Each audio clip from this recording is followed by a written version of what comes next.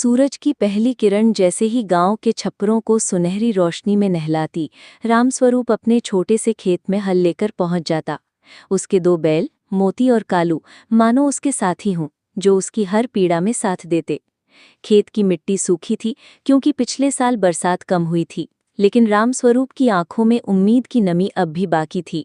सरस्वती, आज अगर कुएं से 2-3 बाल्टी पानी और ला दो तो गेहूं की फसल बढ़ जाएगी, उसने अपनी पत्नी से कहा। सरस्वती ने मुस्कुराकर सिर हिला दिया। अरे, तुम्हारी मेहनत बेकार कैसे जाएगी, मैं अभी लाती हूँ। गांव में लोग कहते थे कि रामस्वरूप गरीब है, लेकिन उसका दिल बहुत बड़ा है। वो दूसरों की मदद के लिए हमेशा तैयार रहता। पर जमींदार राजा बाबू को ये बात पसंद नहीं थी। वो सोचता था, गरीब आदमी अगर सीधा और ईमानदार रहेगा तो लोग उसका आदर करेंगे और मेरा डर कम हो जाएगा। भाग 2, बेटी का सपना। गुड्डी, रामस्वरूप की बेटी, गांव के सरकारी स्कूल में पढ़ती थी। उसकी आंखों में एक सपना था, एक दिन मैं टीचर बनूंगी और अपने गांव के बच्चों को पढ़ाऊंगी। एक दिन वो अपने अब्बा के पास आई और बोली, अब्बा, इस बार जिला स्तर की परीक्षा है, अगर मैं उसमें टॉप करूंगी तो मुझे छात्रवृत्ति मिलेगी। रामस्वरूप ने प्यार से उसका माथा चूम लिया। बेटिया, तुम्हारे लिए तो मैं आसमान के तारे भी तोड़ लाऊंगा। पढ़ाई मन लगाकर करना, बाकी भगवान देख लेगा। लेकिन मुश्किल ये थी कि परीक्षा की तैयारी के लिए उसे कुछ किताबों की जरूरत थी, जो शहर से लानी पड़ती, और उनके पास पैसे नहीं थे।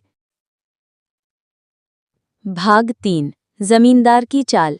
राजा बाबू को पता चला कि रामस्वरूप की बेटी पढ़ाई में तेज है। उसने सोचा, अगर ये लड़की आगे बढ़ी तो गांव के लोग भी पढ़ लिख कर मुझे चुनौती देंगे। एक दिन वो खेत पर आया और बोला, रामस्वरूप, तुम्हारे ऊपर मेरे पुराने कर्ज का ब्याज बाकी है। अगर 3 दिन में पैसे नहीं दिए तो तुम्हारी जमीन में ले लूंगा। रामस्वरूप हैरान रह गया।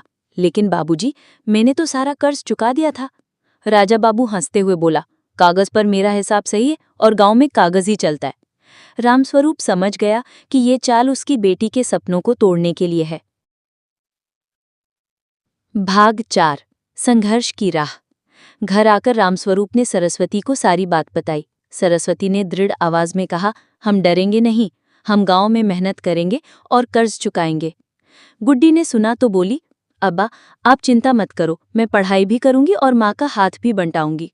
उस दिन से पूरा परिवार सुबह से रात तक खेत में काम करने लगा। सरस्वती गांव की औरतों के लिए साड़ी बुनने लगी। गुड्डी शाम को बच्चों को ट्यूशन देने लगी। भाग 5, उम्मीद की किरण। दादी अम्मा ने ये सब देखा और बोली, रामस्वरूप, मैं अपना पुराना चांदी का कंगन तुम्हें देती हूँ, इसे बेचकर बेटी की किताबें ले आओ। रामस्वरूप की आंखें भर आई। दादी, ये आपका कीमती सामान है, मैं कैसे ले सकता हूँ? दादी ने मुस्कुराकर कहा, बेटा, ये कंगन मैं अपनी पोती की शादी के लिए बचा रही थी, लेकिन आज मैं एक बेटी के भविष्य की शादी भगवान से पक्की कर रही हूँ, उसकी शिक्षा से। भाग 6, बड़ा दिन। गुड्डी ने किताबें लेकर पूरी लगन से पढ़ाई शुरू की। परीक्षा के दिन उसने हर सवाल का जवाब आत्मविश्वास से लिखा। जब नतीजे आए तो पूरे गांव में खुशखबरी गूंज गई। गुड्डी ने जिला में पहला स्थान प्राप्त किया। लेकिन राजा बाबू को ये बुरी तरह खल गया।